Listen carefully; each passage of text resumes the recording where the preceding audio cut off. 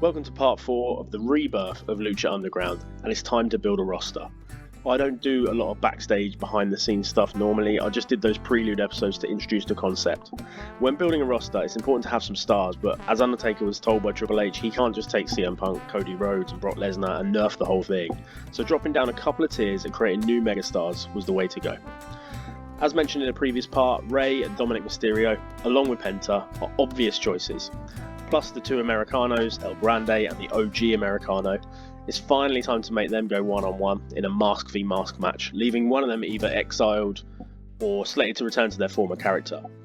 Bringing back some former Lucha Underground roster members was important too. Rey Mysterio and Penta competed in the original series, and I have big ideas for Santos Escobar, Chelsea Green, who I just think is brilliant, and I'm bringing back Mil Muertes. And they'll be joined by Rey Fenix and perhaps one or two other Lucha Underground alumni.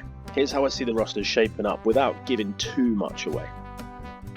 I mentioned these 7 names previously, but I think they'll be the most over group. I can see myself building early feuds like the Americanos' final battle, Rey vs Dom.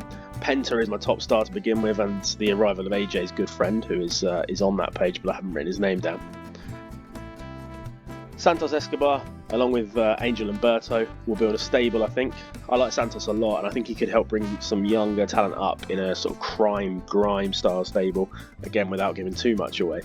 Chelsea Green will be bringing a friend along for this too, and I think Mil Muertes' story, backed by his manager Katrina, will be fun.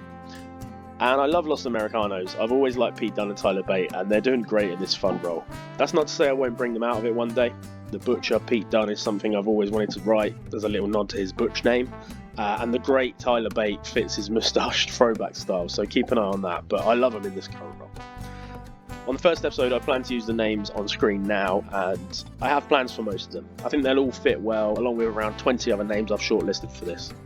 If there's someone you'd like to see enter the temple, then let me know in the next episode.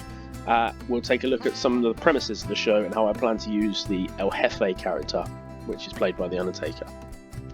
Thanks for watching. Now make sure you like, comment and subscribe for free so you don't miss an episode. It'd be great to hear from you.